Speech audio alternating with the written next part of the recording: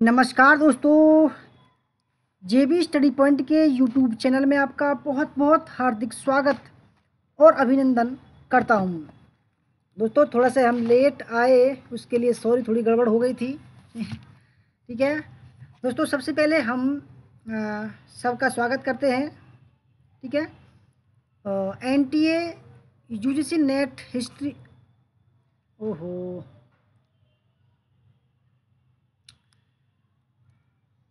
दोस्तों एक ही मिनट रुको, ज़रा हमने गलत जो है, एक मिनट रुको।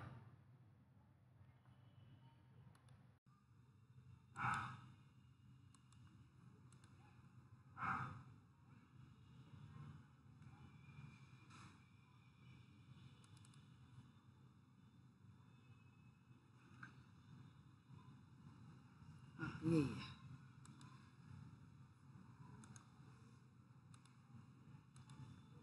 हाँ दोस्तों, NTA UGC net paper 1, UGC net paper first का महामैराथन मॉक टेस्ट संख्या 21 है। अब की बार नेट जेआरएफ दोस्तों टेस्ट दो, 100 में से 60 सही तो जेआरएफ पक्का। दोस्तों अब हम अपने सभी साथियों का स्वागत करते हैं। तो Meera Kumari ji welcome, Rishu Yadav ji welcome, Sunil ji welcome, Mohan Sharma ji welcome, Krishna Dev ji welcome, परी गीता जी वेलकम, प्रियंका खंडेलवाल जी welcome, Meena Kumari ji welcome, Vibha Tiwari ji welcome, Abhay Singh ji welcome, निवा शेखर जी वेलकम, जयवीर मंगला जी वेलकम, भाग्यश्री राणा जी वेलकम, समीर हसन जी वेलकम, अफरोज जी वेलकम, संजू वर्मा जी वेलकम, और समांजुम जी welcome, Honey Singh ji welcome, Amita Srivastava ji welcome, Meera Kumari ji, Sanjay Kumar ji welcome. दोस्तों सभी का स्वागत, हार्दिक स्वागत दिल से। तो आइए शुरू करते हैं बिना किसी देरी के अब। ठीक है, तो दोस्तों हमारा नाम देव कुमार, पीएचडी इतिहास, एक बार जेआरएफ 4 बार नेट पास। आप हमारे नंबर 8755475312 पर संपर्क कर सकते हैं। दोस्तों हमने एक बैच शुरू किया है 20 तारीख से। ठीक है, तो वहाँ पर दोस्तों हमने हिस्ट्री का बैच है और एक उसका 300 रुपये का शुल्क है कुल, और पेपर फर्स्ट का 300 रुपये का शुल्क है दोस्तों। ठीक है,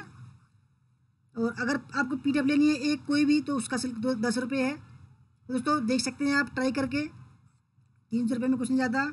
ठीक है, परंतु दोस्तों हम तैयारी एकदम बेहतरीन कराएंगे आपको, टॉपिक वाइज तैयारी कराएंगे। 18 दिन में आपको हिस्ट्री में 54 टेस्ट देने कराएंगे, और पेपर फर्स्ट में दोस्तों 36 टेस्ट आपको कराएंगे, बेहतरीन तरीके से तैयारी कराएंगे।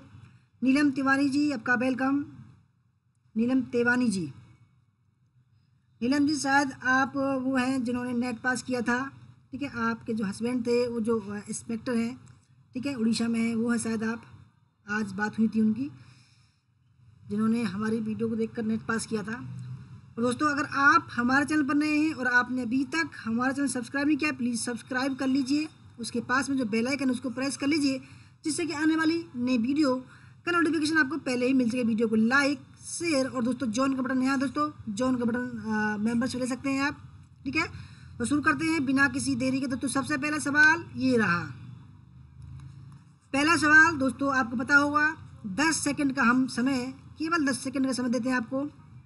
तो पहला सवाल है, निम्नलिखित में से छात्रों की अधिगम से संबंधित समस्याओं के समाधान का सबसे उचित उपाय कौन सा है? पहला, कठोर परिश्रम के लिए सुझाव। दूसरा, पुस्तकालय में अध्ययन का निरीक्षण। तीसरा, निजी ट्यूशन के लिए सुझाव। और चौथा, नैदानिक शिक्षण। दोस्तों बहुत ही बढ़िया सवाल है, सभी सवाल एकदम बेस्ट लेवल के हैं। ठीक है, निम्नलिखित में से छात्रों की अधिगम से संबंधित समस्याओं के समाधान का सबसे उचित उपाय कौन सा है? 10 सेकंड का आपको समय है दोस्तों कमेंट करने के लिए। ठीक है, आपका एक कमेंट।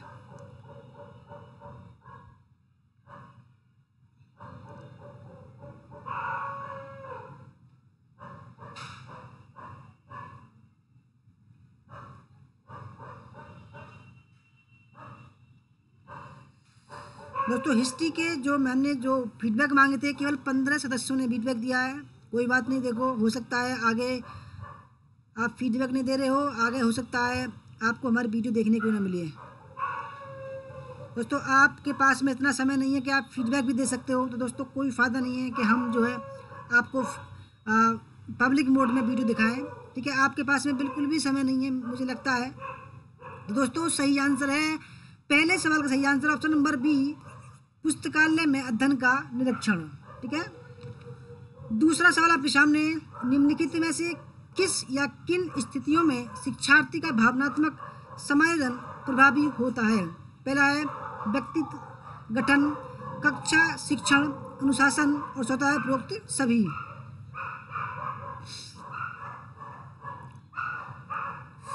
हरीश प्रताप जी वेलकम, पूनम देवी जी वेलकम, और प्रेम सिंह मीना जी आपका भी वेलकम।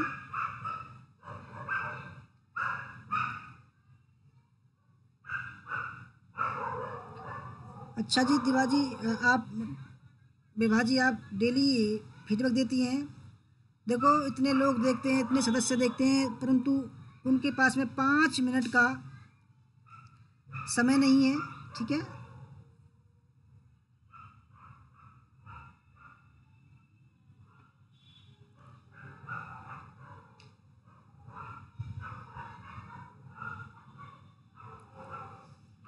तो दोस्तों दूसरे सवाल का जो सही आंसर है वो है ऑप्शन नंबर डी, उपरोक्त सभी। ठीक है, प्रेम सिंह राणा कह रहे हैं कैसे होगा बी।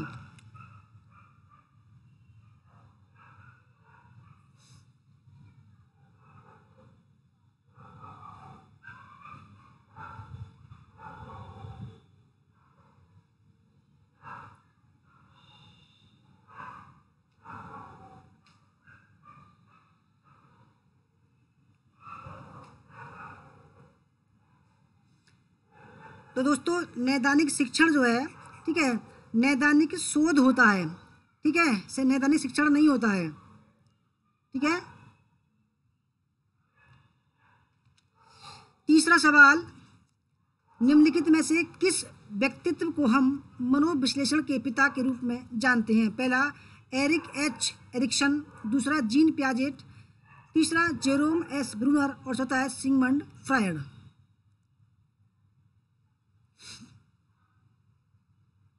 प्रेम सिंह मीना जी, समस्या जो होती है, ठीक है, वो शोध में होती है। रिसर्च के जो टॉपिक होगा उसमें निदानात्मक रिसर्च होता है। ठीक है, निदानात्मक टीचिंग नहीं होता है। निम्नलिखित में से किस व्यक्तित्व को हम मनोविश्लेषण के पिता के रूप में जानते हैं? दोस्तों तीसरे सवाल का जो सही आंसर है सिगमंड फ्रायड। ठीक है, सिगमंड फ्रायड। चौथा सवाल आपके सामने, निम्नलिखित में से शिक्षण के संज्ञानात्मक सिद्धांत के मुख्य प्रस्तावक कौन है?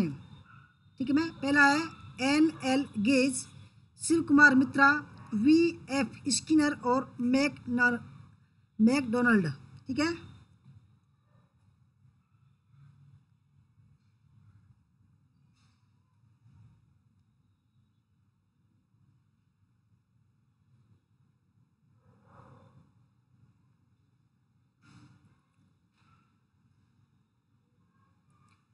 निम्नलिखित में से शिक्षण के संज्ञानात्मक शिक्षा सिद्धांत के मुख्य प्रस्तावक दोस्तों कौन थे? तो चौथे सवाल का सही आंसर है N.L. गेज। ठीक है, पांचवा सवाल आपके सामने, निम्नलिखित में से मुख्य कौन सा शिक्षण संस्थान भाषा के व्यवहारिक ज्ञान को सिखाता है? ठीक है, पहला विद्यालय, भाषा प्रयोगशाला, भाषा शिक्षण, और भाषा अनुदेश। प्रीति पूजा कुमारी जी वेलकम।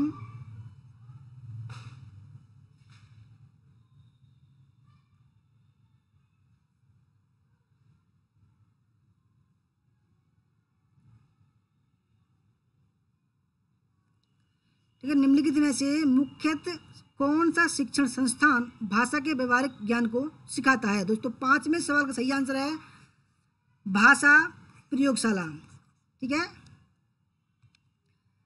छठा सवाल है, अभ्यास के अंत में शिक्षार्थी सिर का उपयोग कर फुटबॉल हिट करने के लिए सक्षम होना चाहिए। उपरोक्त कथन में उल्लेखित उद्देश्य निम्नलिखित में से किस ज्ञान क्षेत्र से संबंधित है? पहला भावनात्मक, संज्ञानात्मक, मन प्रेरक, और ए और सी दोनों। ठीक है।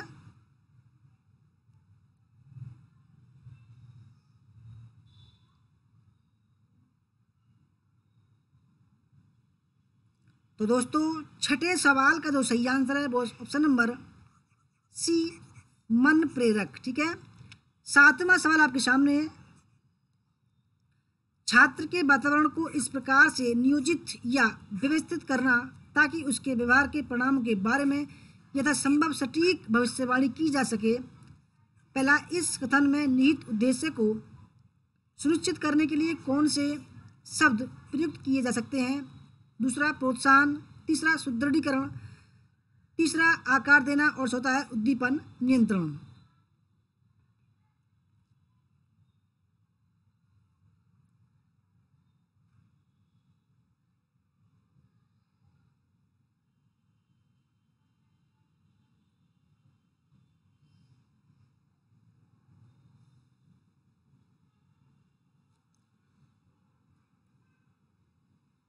तो दोस्तों सातवें सवाल का जो सही आंसर हो जाएगा वो हो जाएगा ऑप्शन नंबर डी, उद्दीपन नियंत्रण। ठीक है। आठवां सवाल आपके सामने है, यह वे चर हैं जिनका एक शोधकर्ता यह आकलन करने के लिए चयन करता है कि उनका दूसरे चर या चरों पर क्या प्रभाव रहता है। आश्रित, स्वतंत्र, बाहरी या उपरोक्त में से कोई नहीं।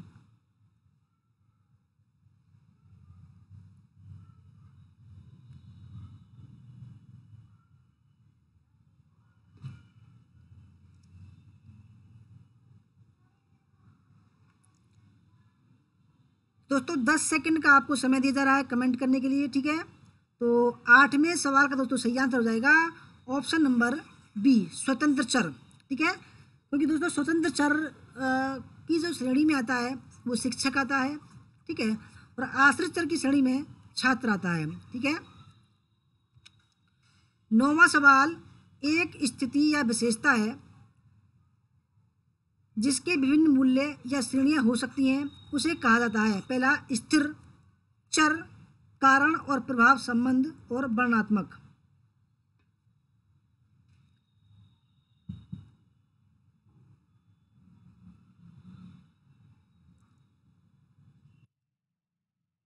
विभा शेखर जी वेलकम। प्रियंका खंडेलवाल जी वेलकम आपका।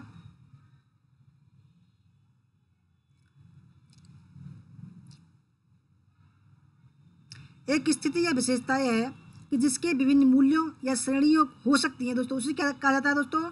और नौवें सवाल का सही आंसर है चर। क्या होता है दोस्तों, चर। चर। 10वां सवाल आपके सामने है, निम्नलिखित में से मात्रात्मक चर का उदाहरण कौन सा है। पहला,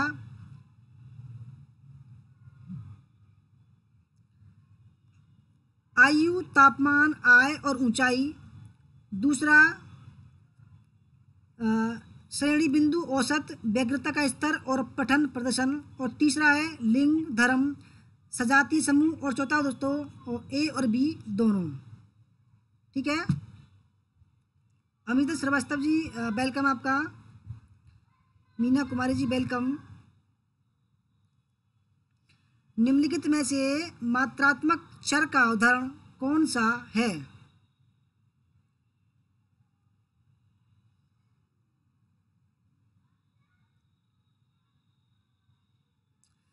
तो दोस्तों सही आंसर है 10वें का ऑप्शन नंबर डी, यानी कि पहला और दूसरा।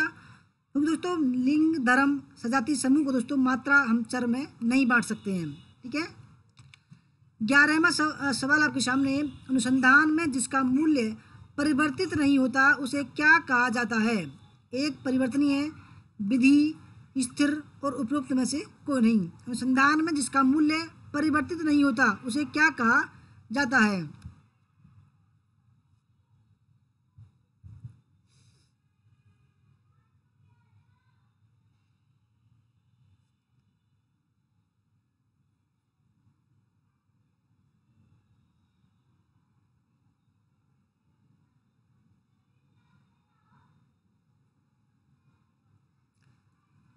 दोस्तों 11वें सवाल का जो सही आंसर है उसको बोलते हैं स्थिर। ठीक है। क्योंकि वो उसका जो मूल्य जो है वो परिवर्तित नहीं होता, तो दोस्तों उसको बोलते हैं स्थिर।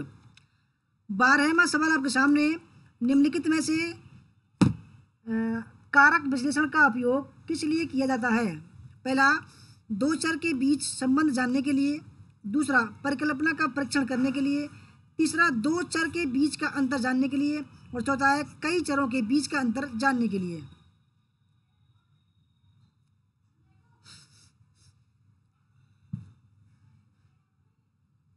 निम्नलिखित में से कारक विश्लेषण का उपयोग किस लिए किया जाता है?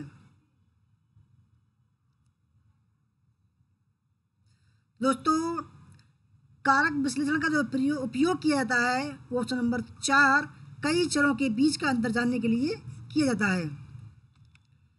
13वां सवाल आपके सामने, चर जो दूसरे चरों में परिवर्तन का कारण बनता है क्या कहलाता है? निरपेक्ष चर, आश्रित चर, स्वतंत्र चर या मध्य चर?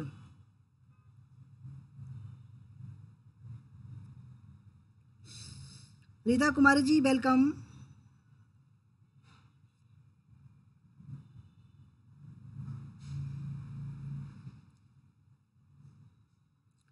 तो चर जो दूसरे चरों में परिवर्तन का कारण बनता है दोस्तों, क्या हो जाएगा इसका? Option number C. क्योंकि दोस्तों जो शिक्षक होता है, ठीक है, शिक्षक जो होता है दोस्तों छात्रों में जो है परिवर्तन का कारण बनता है। ठीक है, आप समझ रहे होंगे।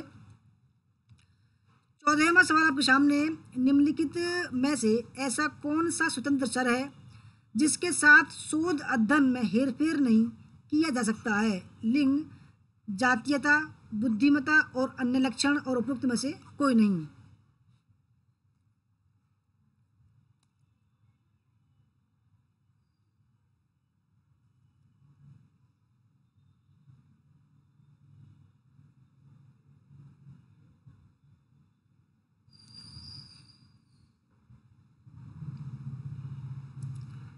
तो दोस्तों ऐसा कौन सा स्वतंत्र चर है जिसके साथ शोध अध्ययन में हेरफेर नहीं किया जा सकता? दोस्तों सही आंसर इसका ऑप्शन नंबर डी, उपयुक्त में से कोई नहीं। क्योंकि दोस्तों मैंने बताया था स्वतंत्र चर की श्रेणी में शिक्षक आता है। ठीक है, इसमें शिक्षक वाली, तीनों में शिक्षक वाली कोई बात है ही नहीं। 15वां सवाल, किसी प्रयोगात्मक अभिकल्प में आश्रित चर किसे कहते हैं? पहला, जिसमें कोई भी परिवर्तन किया जा सकता है। दूसरा, जिसमें कोई भी परिवर्तन नहीं किया जा सकता है। ऑप्शन सी, ए और बी। ऑप्शन नंबर 4, उपरोक्त में से कोई नहीं।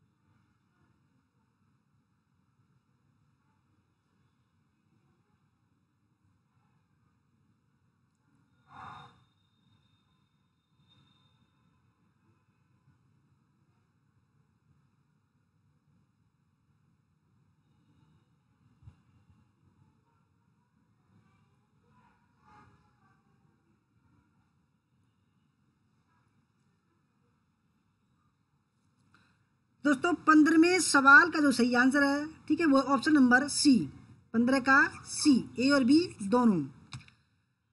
16वां सवाल, यह वह चर है जिसका मूल्य दूसरे चर से प्रभावित होता है। स्वतंत्र चर, आश्रित चर, स्वतंत्र या निर्भर।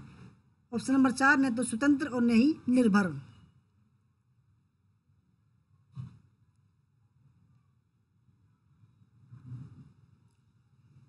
दोस्तों वह चर जिसका मूल्य, ठीक है, यानी कि ये चर है, यानी कि छात्र है ये, ठीक है, दूसरे चर से प्रभावित होता है दोस्तों, यानी कि स्वतंत्र चर यानी कि शिक्षक से प्रभावित होगा तो क्या होगा दोस्तों, उसको बोलते हैं आश्रित चर। ठीक है, ये आश्रित हो गया, ये हो गया स्वतंत्र चर। तो ऑप्शन नंबर 20 का राइट आंसर हो जाएगा। आज 56 सवाल हैं। सायमा जी आपका वेलकम।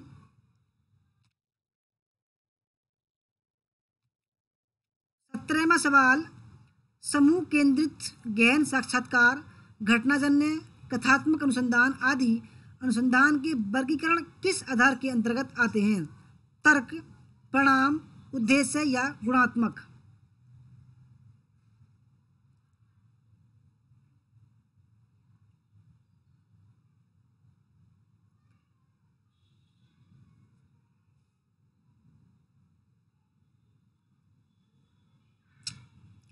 तो दोस्तों सही आंसर है ऑप्शन नंबर डी, गुणात्मक। ठीक है। 18वां सवाल, निम्नलिखित में से ऐसे कौन से चर हैं जो शोधकर्ता सृजित किए जाते हैं और आमतौर पर प्रयोगात्मक अध्ययन में होते हैं। ठीक है, ऐसे कौन से चर हैं जो शोधकर्ता द्वारा सृजित निर्माण किए जाते हैं और आमतौर पर प्रयोगात्मक अध्ययन में होते हैं। बाह्य चर, कार्य साधन चर, आश्रित चर या प्रयुक्त में से कोई नहीं।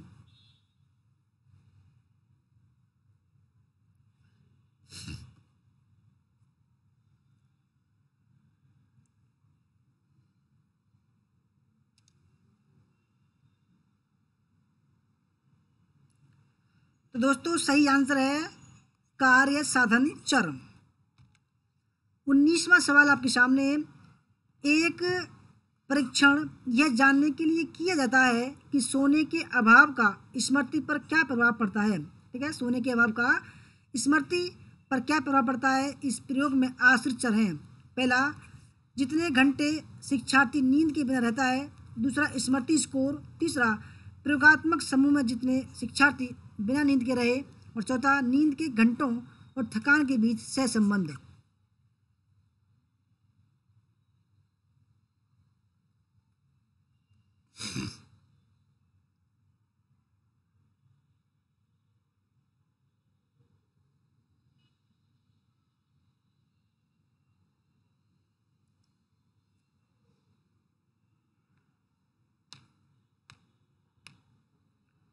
तो दोस्तों 19वें सवाल का जो सही आंसर है वो है ऑप्शन नंबर बी, स्मृति स्कोर। ठीक है। 20वां सवाल, भावबोधक संप्रेषण किसके द्वारा प्रेरित होता है। उदासीनता, उग्रता। ऑप्शन सी, कूट लेखक एनकोडर के व्यक्तिगत की विशेषताएं। चौथा, कूट लेखक कूटानुवादक डिकोडर अनुबंध। ठीक है। भावबोधक संप्रेषण किसके द्वारा प्रेरित होता है।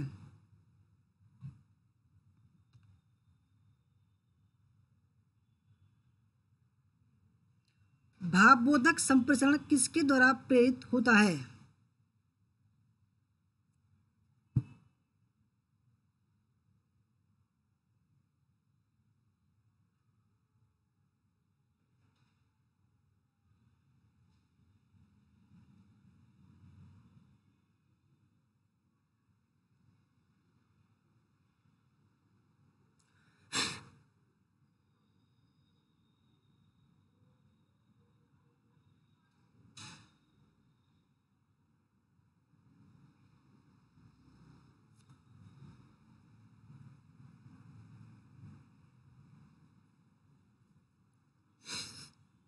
दोस्तों बढ़िया सवाल है, ये आ सकता है सवाल। ठीक है।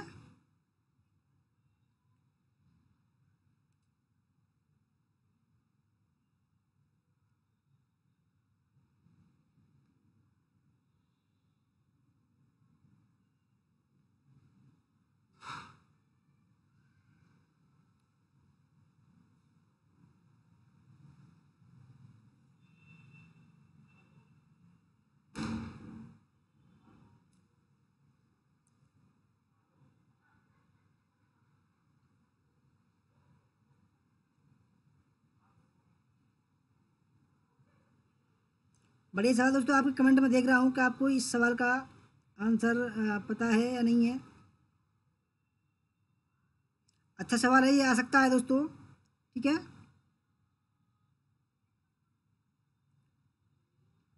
दोस्तों सही आंसर है 20वें का ऑप्शन नंबर सी। ठीक है, कूट लेखक एनकोडर के व्यक्तित्व की विशेषताएं। ठीक है, ऑप्शन नंबर सी। किन किन ने सही दिया आंसर मैं देखता हूँ। 20 का सी सभी ने सही दिया है वैसे तो। ठीक है, वेरी गुड।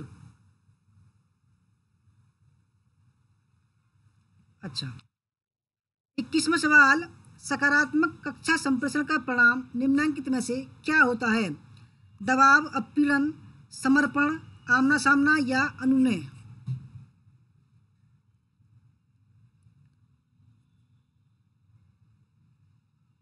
श्यामा जी लिंक तो होगा, ऐसी बात नहीं है, ठीक है, कमेंट में जाके टाइप करना पड़ेगा आपको, बिल्कुल।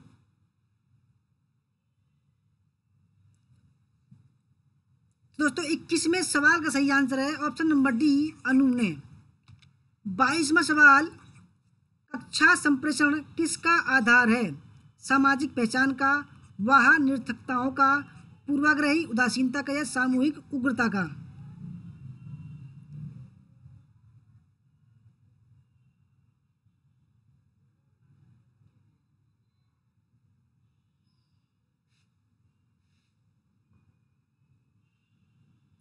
कक्षा संप्रेषण किसका आधार है? दोस्तों 22वें सवाल का सही आंसर है सामाजिक पहचान का। 23वां सवाल, प्रभावी संप्रेषण में पहले से यह माना जाता है तटस्थता, प्रभुत्व, उदासीनता या बोध?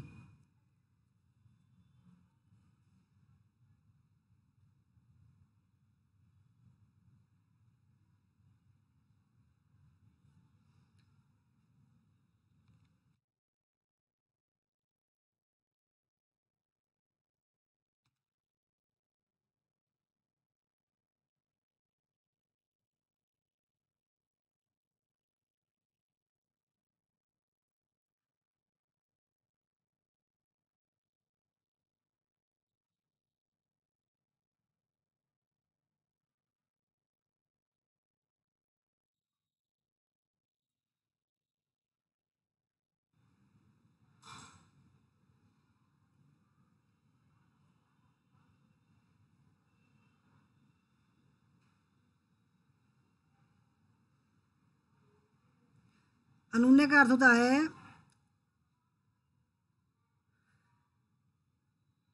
इच्छा, चाहत, ठीक है, या आरजू कोई हो।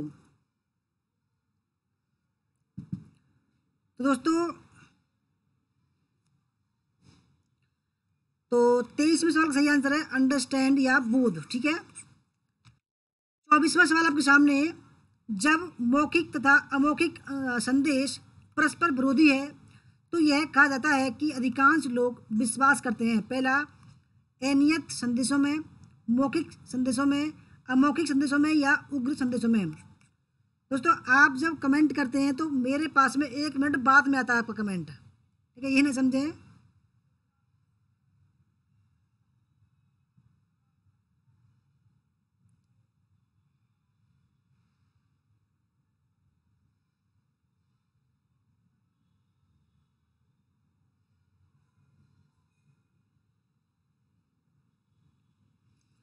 तो 24वें सवाल का सही आंसर है ऑप्शन नंबर सी, अमौखिक संदेशों में।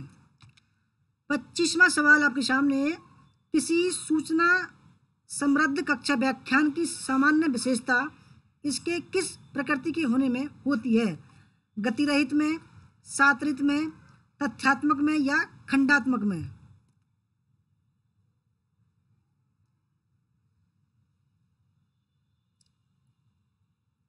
मोनिका जी वेलकम।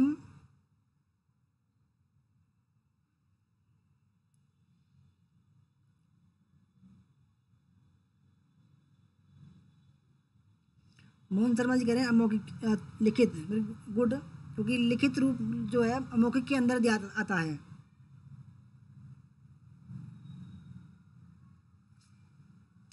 दोस्तों 25वें का सही आंसर है तथ्यात्मक, ठीक है। 26वां सवाल आपके सामने, URL का पूर्ण रूप क्या है? Uniform resource library, uniform resource locator, United resource library, option number 4 United resource locator. Shaitan Singh ji आपका वेलकम।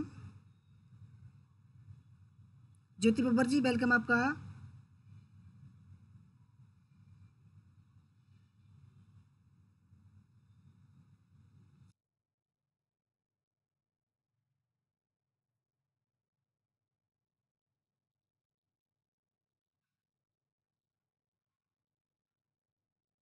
दोस्तों 26वें का सही आंसर है यूनिफॉर्म, ठीक है, रिसोर्स लोकेटर। URL दोस्तों आ सकता है ये सवाल एग्जाम में। 27वां सवाल, ईमेल का मुख्य लाभ क्या है? तीव्र गति, कम लागत, रिकॉर्ड कीपिंग या उपरोक्त सभी?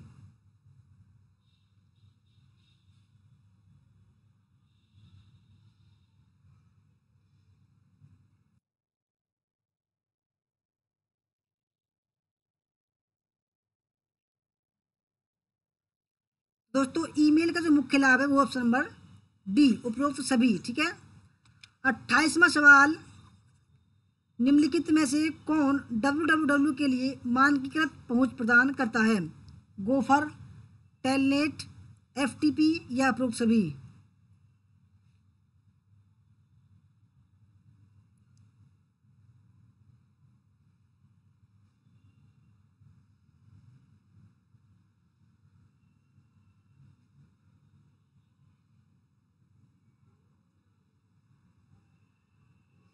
दोस्तों सही आंसर है ऑप्शन नंबर डी, उपरोक्त सभी। 29वां सवाल आपके सामने, इनमें से कौन सा एक इंटरनेट ब्राउज़र नहीं है? नेटस्केप, नेविगेटर, क्रोम, ड्रूपल या ऑप्शन नंबर 4 ओपेरा?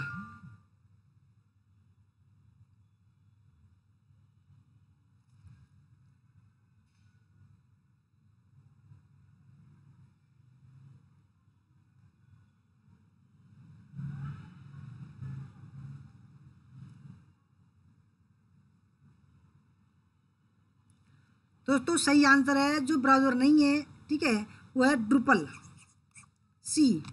30वां सवाल आपके सामने, वर्ल्ड वाइड वेब क्या है? एक कंप्यूटर खेल, एक सॉफ्टवेयर प्रोग्राम, तीसरा इंटरनेट का वह भाग जो परस्पर जुड़े हुए पेजों के माध्यम से सूचना प्रदान करना सक्षम बनाता है। ऑप्शन नंबर 4 इंटरनेट का दूसरा नाम।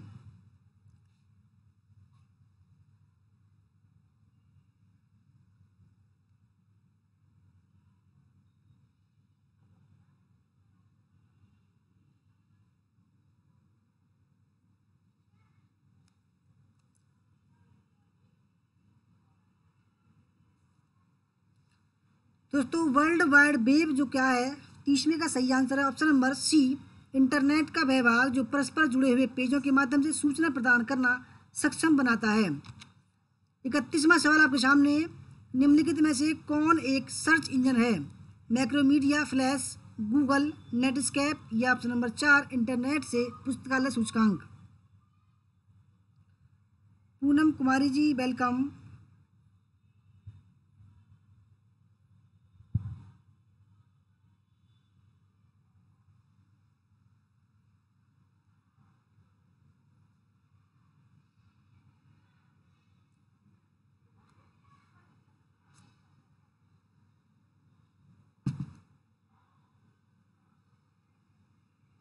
दोस्तों 31वें सवाल का सही आंसर है ऑप्शन नंबर बी, आप सभी जानते होंगे गूगल जो है दोस्तों एक सर्च इंजन है।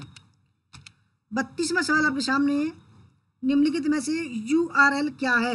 एक कंप्यूटर सॉफ्टवेयर प्रोग्राम, UFO का एक प्रकार है, तीसरा www पर किसी दस्तावेज या पेज का पता, चौथा उपरोक्त में से कोई नहीं।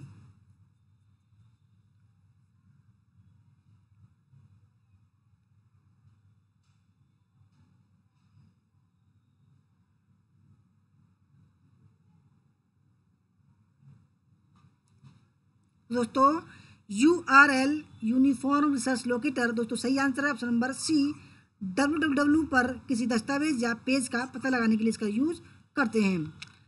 33वां सवाल, HTTP www.classzone.com किसका एक उदाहरण है? URL, एक्सेस कोड, डायरेक्टरी या सर्वर का?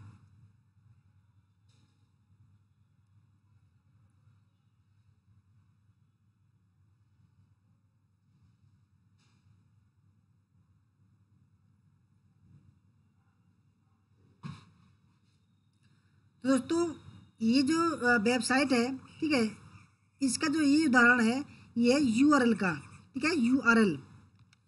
34वां सवाल आपके सामने, ब्राउज़र क्या है? एक HTML प्रणाली, एक सर्वर, वेब पृष्ठों पर पहुंचने के लिए और उनको देखने के लिए एप्लीकेशन सॉफ्टवेयर, और चौथा है उपरोक्त में से कोई नहीं।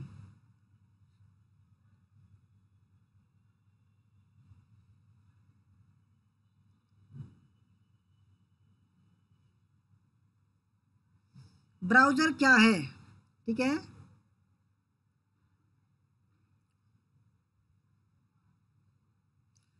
दोस्तों ब्राउज़र क्या है, ऑप्शन नंबर सी इसका राइट आंसर है। वेब पृष्ठों तक पहुंचने के लिए और उनको देखने के लिए एप्लीकेशन सॉफ्टवेयर होता है। 35वां सवाल आपके सामने, एक चैट प्रोग्राम को जो वास्तविक समय में इंटरनेट के माध्यम से लोगों के बीच संवाद करना सुगम बनाता है। पहला, distance messaging, instant messaging, chatting room या उपरोक्त सभी।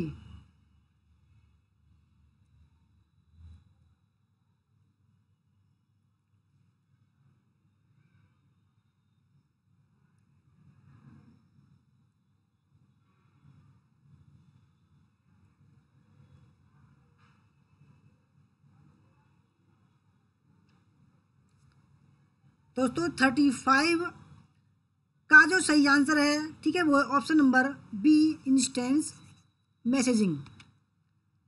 36, किसी वेबसाइट के प्रथम पेज को क्या कहा जाता है, होम पेज, इंडेक्स, मेनू बार या उपरोक्त में से कोई नहीं।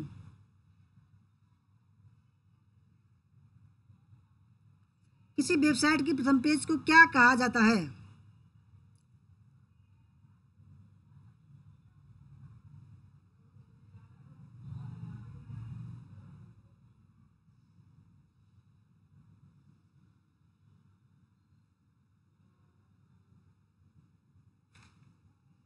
दोस्तों सही आंसर है option number first, home page, ठीक है। ब्रांच हेड जी वेलकम आपका। 37, सूर्य द्वारा उत्सर्जित हानिकारक विकिरण है, गोचर किरणें, अवरक्त किरणें, पराबैंगनी किरणें या रेडियो तरंगें।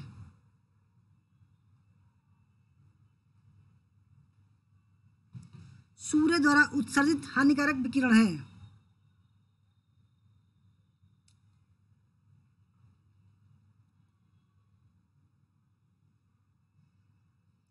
स्नाया गुजर जी वेलकम। तो दोस्तों उनको बोलते हैं 37 का सही आंसर है अल्ट्रावायलेट किरणें या पराबैंगनी किरणें बोलते हैं उनको, ठीक है। 38, पृथ्वी की सतह के नीचे कार्बनिक पदार्थों के अपघटन के लिए से किस प्रकार का ईंधन बनता है, जीवाश्म ईंधन, अकार्बनिक ईंधन, बायोगैस या उपरोक्त में से कोई नहीं, ठीक है। पृथ्वी की सतह के नीचे कार्बनिक पदार्थों के अपघटन से किस प्रकार का ईंधन बनता है। दोस्तों जैसे कि कोई आप गड्ढा खोदो, ठीक है, और गड्ढे में दोस्तों जैसे आप लकड़ी वगैरह कुछ भी डाल दो, ठीक है, कार्बनिक पदार्थ डाल दो आप उसमें और ऊपर से वो भर जाए और कुछ समय बाद दोस्तों क्या होगा उसमें जो है हो सकता है जैसे कोयला जो बनता है, ठीक है, वो कार्बनिक पदार्थों के अपघटन से बनता है। पेट्रोल जो बनता है ऐसे ही बनता है। तो दोस्तों उसको बोलते हैं हम जीवाश्म ईंधन, ठीक है, जीवाश्म ईंधन बोलते हैं, option number A.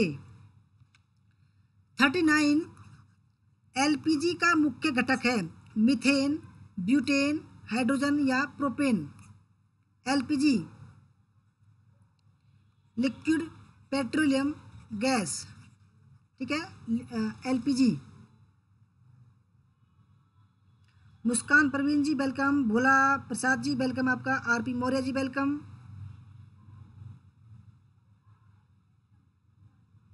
Very good Saima जी, कोयला आपने सही आंसर दिया।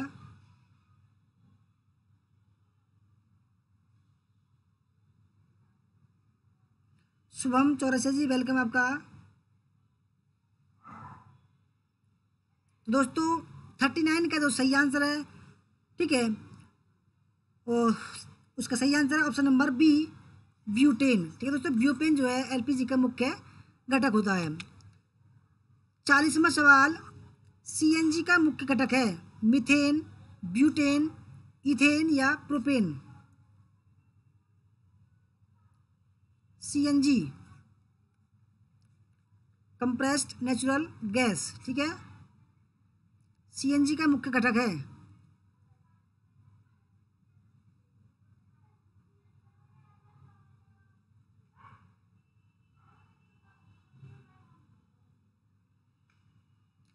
सीएनजी का मुख्य घटक है?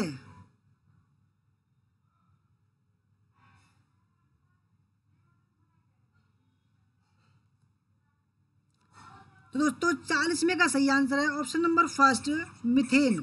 ठीक है। 41वां सवाल, इनमें से कौन सा ऊर्जा का अक्षय स्रोत नहीं है? दोस्तों अक्षय यानी कि जो जिसका क्षय न हो, ठीक है, जो कभी मिटे नहीं, उसका स्रोत जो है नहीं है, कौन सा है? सौर ऊर्जा, प्राकृतिक ऊर्जा, पवन ऊर्जा और महासागरीय ज्वारीय ऊर्जा।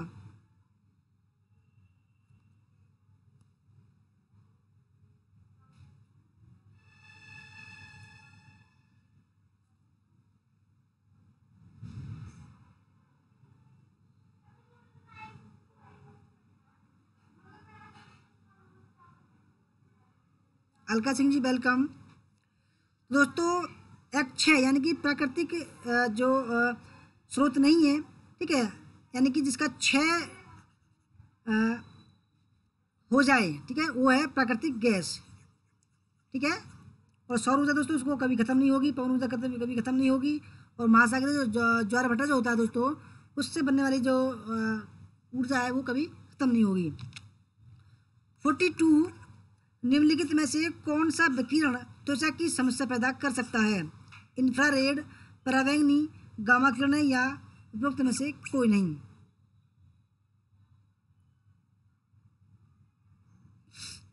अभय सिंह जी कह रहे हैं 40 क्वेश्चन का मतलब।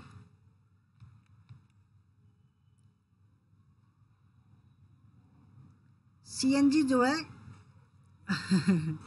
सीएनजी का मुख्य घटक, ठीक है, मीथेन गैस होती है, जिसका जो 75 से 98% की मात्रा होती है उसमें, ठीक है, जो सिलेंडर में भरी जाती है। ठीक है जी, किससे मिलकर बनी होती है? ठीक है, मीथेन गैस से बनी होती है।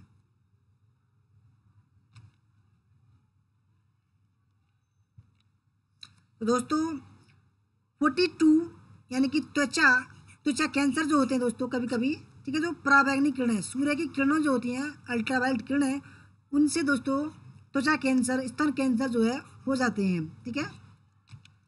43, निम्नलिखित में से किस गैस का उच्चतम ऊष्माजनक मूल्य है? ब्यूटेन, मीथेन, ईथेन या हाइड्रोजन? किस गैस का उच्चतम ऊष्माजनक मूल्य है?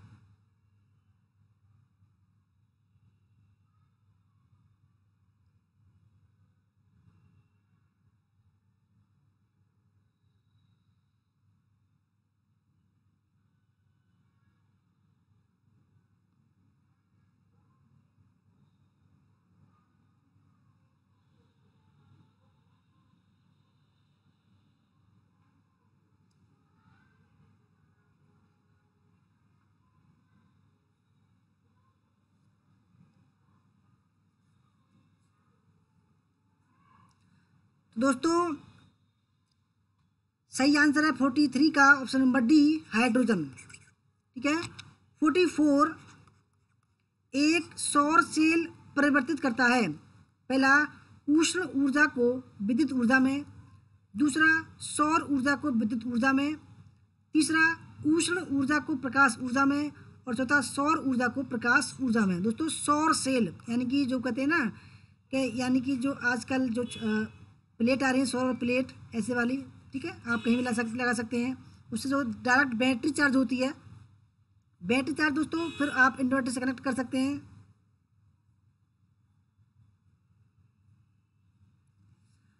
सौर सेल परिवर्तित करता है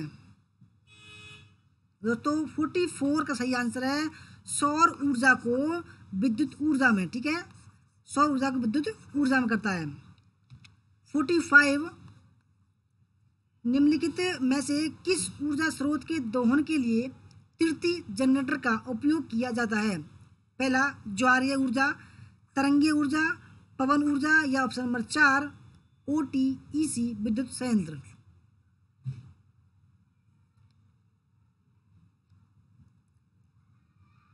चरणजीत कौर जी वेलकम।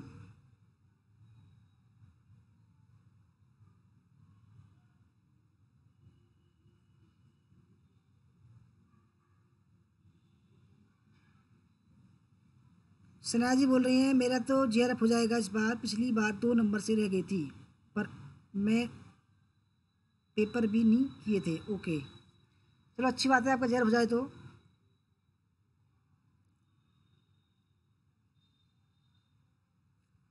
दोस्तों 45 का जो सही आंसर वो है तरंगीय ऊर्जा। ठीक है। 46 भूप्रवार में मेंटल ऑफ अर्थ मेटल। ठीक है दोस्तों, मेटल जो होता है आप समझते होंगे मेटल, इसमें पिघला हुआ पदार्थ गैसों के साथ मिला जाता है, उसको क्या कहा जाता है?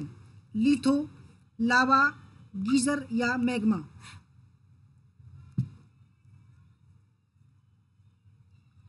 दोस्तों पृथ्वी, जैसे पृथ्वी है, ठीक है, पृथ्वी को दोस्तों जैसे आप देख सकते हैं पृथ्वी पृथ्वी दोस्तों 3 परत होती हैं। ठीक है, 3 परत, 1 परत, 2 परत और 3 परत। दोस्तों ये जो होता है ये होता है मेटल। ठीक है, जिसमें निकिल और लोहा होता है। ठीक है दोस्तों, सही उसको बोलते हैं मैग्मा। ठीक है, उसको बोलते हैं दोस्तों मैग्मा। 47 अपशिष्ट पदार्थों से विद्युत उत्पादन की विधि को क्या कहा जाता है? पायरोलिसिस, लैंडफिल, डंपिंग या उपरोक्त में से कोई नहीं। अपशिष्ट पदार्थों से विद्युत उत्पादन की विधि को क्या कहा जाता है? यानी दोस्तों जो पदार्थ काम के नहीं रह जाते उनको हम फेंक देते हैं। ठीक है, उनसे विद्युत उत्पादन करने की विधि को क्या कहा जाता है?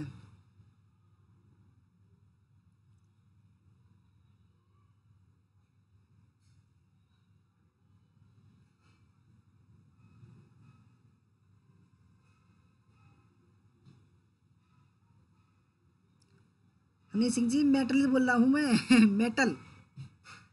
ठीक है दोस्तों, उसको बोलते हैं पायरोलिसिस। ठीक है, पायरोलिसिस। तो डंपिंग तो बोलते हैं जैसे खाद कूड़ा आपने डाल दिया उसको डंप करना, उसको बोलते हैं। ठीक है। 48 भारत का कोई नागरिक अपनी नागरिकता खो देगा यदि वह पहला भारतीय नागरिकता का परित्याग करता है, दूसरा स्वेच्छा से किसी अन्य देश की नागरिकता प्राप्त करता है, तीसरा किसी अन्य देश के नागरिक से विवाह करता है और चौथा सरकार की आलोचना करता है। भारत का कोई नागरिक अपनी नागरिकता खो देगा यदि वह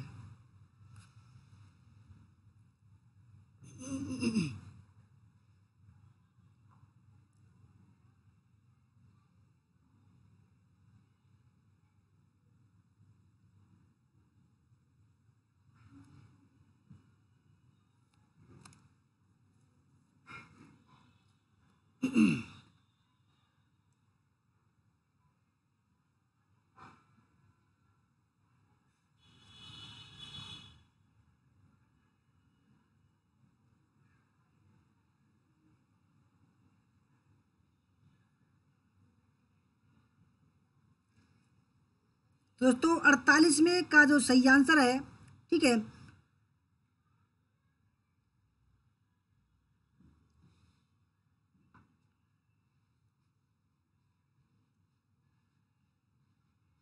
ऑप्शन नंबर फर्स्ट, पहला ठीक है, दूसरा ठीक है और तीसरा ठीक है। 49 ठीक है, भारत के संविधान के अनुच्छेद 352 के अंतर्गत आपातकाल की घोषणा की जा सकती है यदि भारत के किसी भाग की सुरक्षा को खतरा हो, युद्ध से, विदेशी आक्रमण से, सशस्त्र बगावत से या आंतरिक उपद्रव से। कौन सा ठीक है?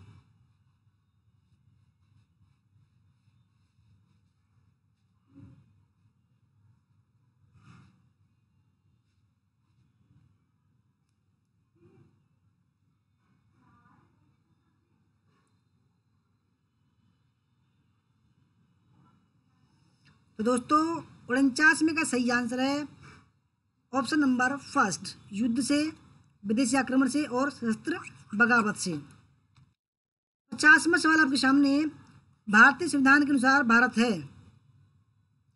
पहला प्रभुत्व संपन्न लोकतंत्रात्मक गणराज्य, दूसरा प्रभुत्व संपन्न धर्मनिरपेक्ष लोकतंत्रात्मक गणराज्य। तीसरा प्रभुत्व संपन्न धर्मनिरपेक्ष समाजवादी गणराज्य। चौथा है प्रभुत्व संपन्न पंथ निरपेक्ष लोकतंत्रात्मक गणराज्य।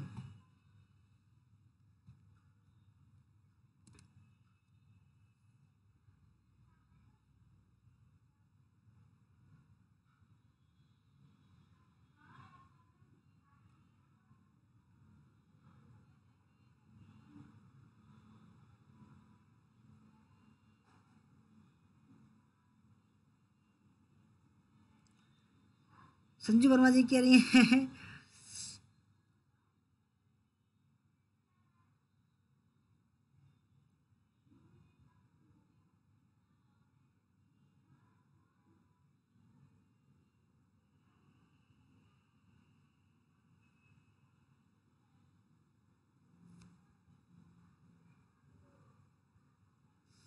संजू वर्मा जी 48वें का पहला ठीक है, क्योंकि महायुद्ध, ठीक है, सशस्त्र विद्रोह के कारण संपूर्ण भारत देश के किसी हिस्से की सुरक्षा खतरे में हो, उसको राष्ट्रपति शासन की घोषणा कर सकता है। ठीक है,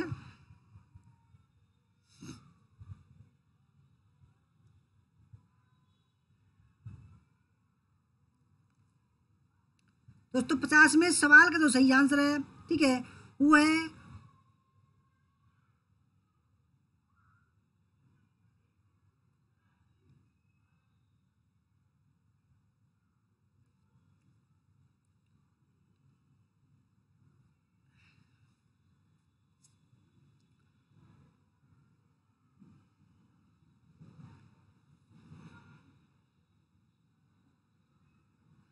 तो ऑप्शन नंबर इसका, देखो प्रभुत्व संपन्न तो है ही, ठीक है, धर्मनिरपेक्ष भी है दोस्तों, ठीक है, धर्मनिरपेक्ष, ठीक है, और समाजवादी,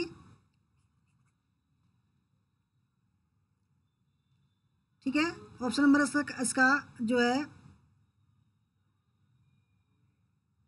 सी जो है वो ठीक हो जाएगा, ठीक है, सी प्रभुत्व संपन्न धर्मनिरपेक्ष। डी गलत है क्योंकि पंथ निरपेक्ष नहीं है, ठीक है।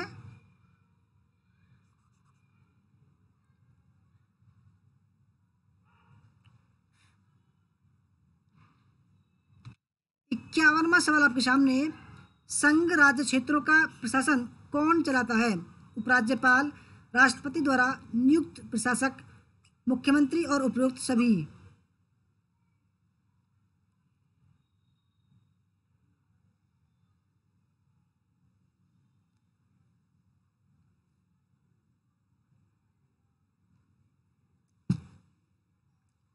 संजू वर्मा जी कह रही हैं नहीं सर ये क्वेश्चन नहीं, वो नागरिक वाला क्वेश्चन है। अच्छा, उसको दोबारा देख लेंगे दोबारा, ठीक है, एक बार। संघ राज्य क्षेत्रों का जो प्रशासन कौन चलाता है? 51 में का तो सही आंसर है ऑप्शन नंबर राष्ट्रपति द्वारा नियुक्त प्रशासक, ठीक है। 52वां सवाल, निम्नलिखित में से संसदीय स्वरूप की सरकार का सबसे महत्वपूर्ण अभिलक्षण कौन सा है? पहला, संसद की संप्रभुता, लिखित संविधान, ऑप्शन नंबर 3 कार्यपालिका का विधानपालिका के प्रति उत्तरदायित्व, और चौथा है ऑप्शन नंबर 4 न्यायपालिका की स्वतंत्रता।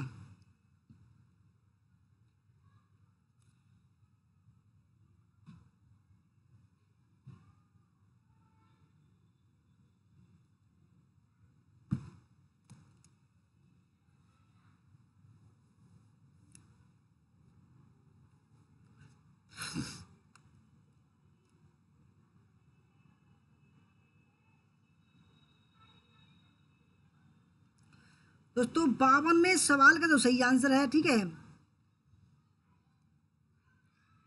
वो है ऑप्शन नंबर बी लिखित संविधान, ठीक है, क्योंकि हमारा देश का दोस्तों क्या है, लिखित संविधान है और इसी की जो है दोस्तों संप्रभुता है। 53, निम्नलिखित में से भारतीय संसद के कौन से अवयव हैं? केवल लोकसभा, राज्यसभा, लोकसभा और Rajya Sabha, option number D Lok Sabha, Rajya Sabha और राष्ट्रपति। तो संसद है ये, ठीक है। संसद के दोस्तों कौन कौन से अवयव हैं, कौन कौन से तत्व हैं? दोस्तों सबसे पहला तत्व होता है उसका राष्ट्रपति, ठीक है, उसके बाद में लोकसभा और राज्यसभा। ऑप्शन नंबर डी इसका राइट आंसर हो जाएगा।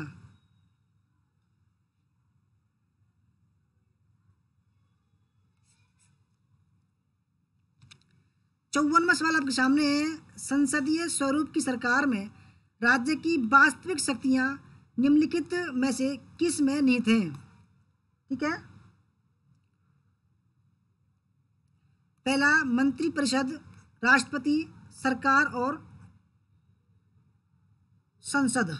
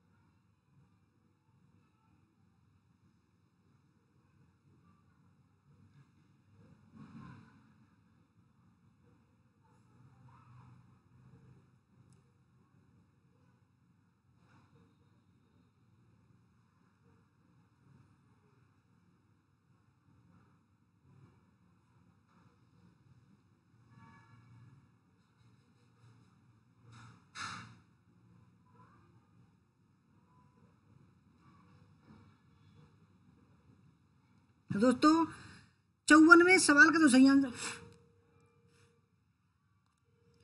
54वें सवाल का जो सही आंसर है वो है ऑप्शन नंबर फर्स्ट, मंत्रिपरिषद, कैबिनेट।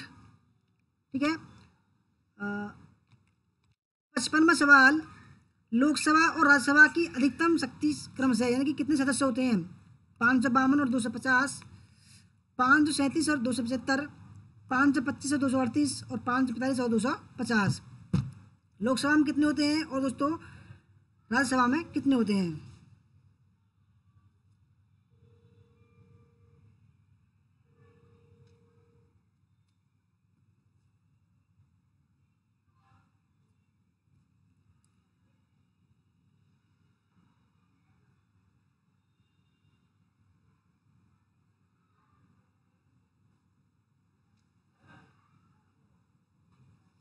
दोस्तों सही आंसर है इसका ऑप्शन नंबर फर्स्ट, क्योंकि लोकसभा में 552 और राज्यसभा में होती हैं 250। ठीक है दोस्तों, हमारा लास्ट सवाल है 56वां सवाल, राष्ट्रपति द्वारा प्रख्यात एक अध्यादेश है। पहला, 2 माह के बाद स्वतः कालातीत हो जाता है।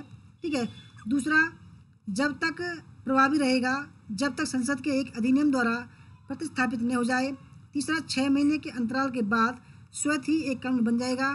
चौथा, संसद के अधिवेशन के 6 सप्ताह की समाप्ति पर स्वतः कालातीत हो जाएगा। तो कालातीत मतलब होता है दोस्तों समाप्त हो जाना।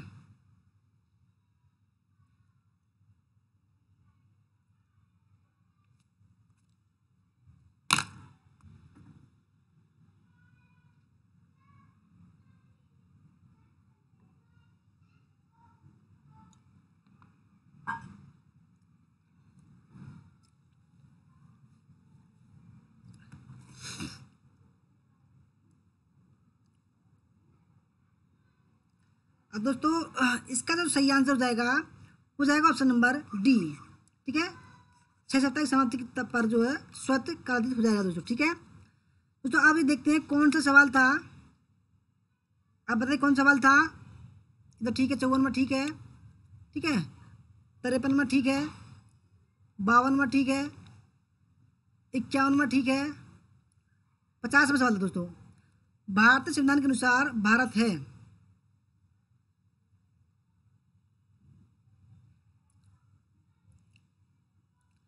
तो प्रभुत्व संपन्न तो है ही। ठीक है,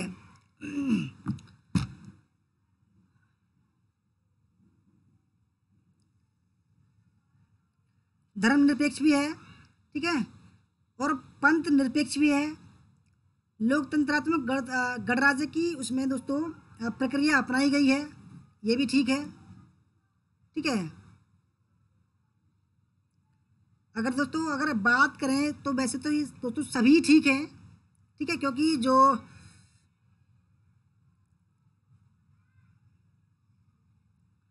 दोस्तों मेरे सामने देखो, हम भारत के लोग भारत को एक संपूर्ण प्रभुत्व संपन्न समाजवादी, ठीक है, पंथ निरपेक्ष, ठीक है, और लोकतंत्रात्मक गणराज्य बनाने के लिए तथा इसके समस्त नागरिकों को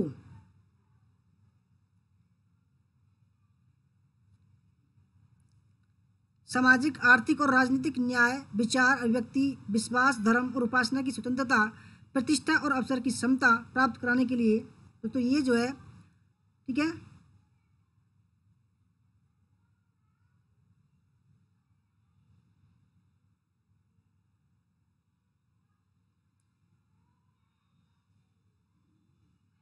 लोकतंत्रात्मक दोस्तों क्या अंतर है कि संविधान की प्रस्तावना में लोकतांत्रिक शब्द का इस्तेमाल बृहद रूप से किया गया है, जिसे न केवल राजनीतिक लोकतंत्र बल्कि सामाजिक व आर्थिक लोकतंत्र को भी शामिल किया गया है। वैश्य मताधिकार, सामाजिक चुनाव, कानून की सर्वोच्चता, न्यायपालिका की स्वतंत्रता, भेदभाव का अभाव भारतीय राज्य व्यवस्था के लोकतांत्रिक लक्षण के स्वरूप हैं।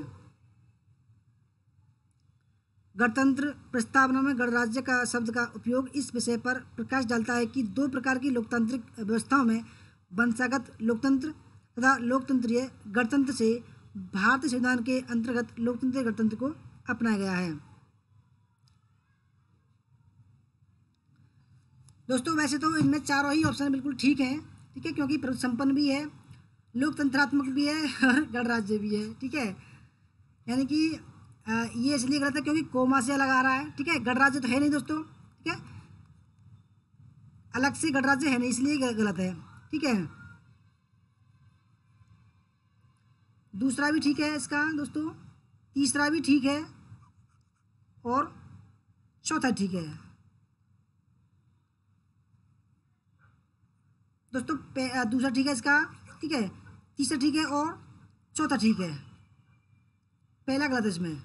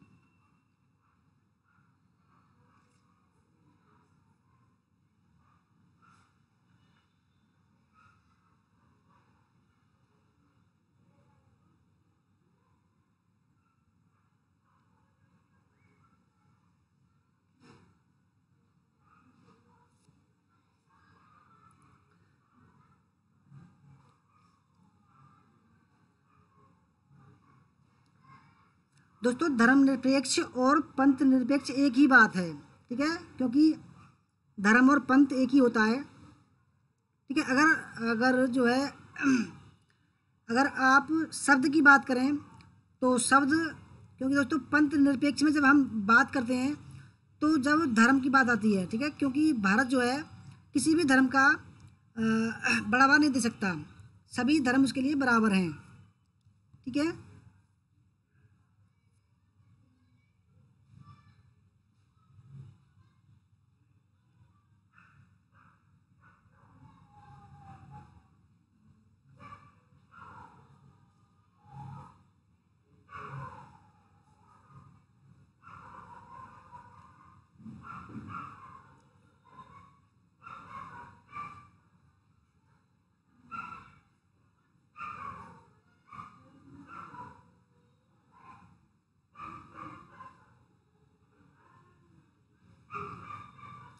दोस्तों ये थी हमारी आज की वीडियो, ठीक है।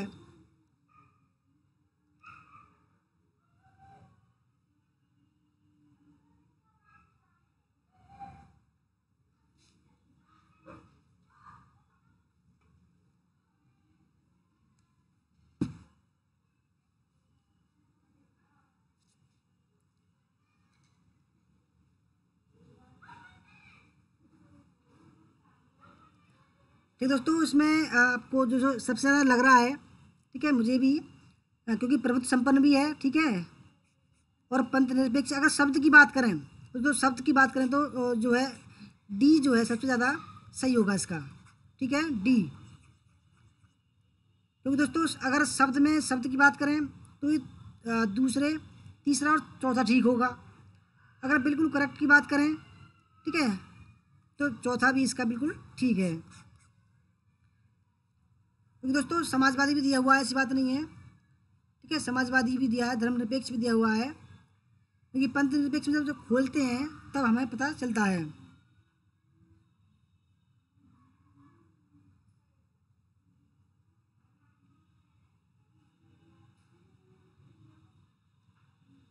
दोस्तों धन्यवाद वीडियो देखने के लिए। अगर आप दोस्तों आज की वीडियो में दोस्तों अगर फीडबैक देंगे तो अच्छा होगा, ठीक है।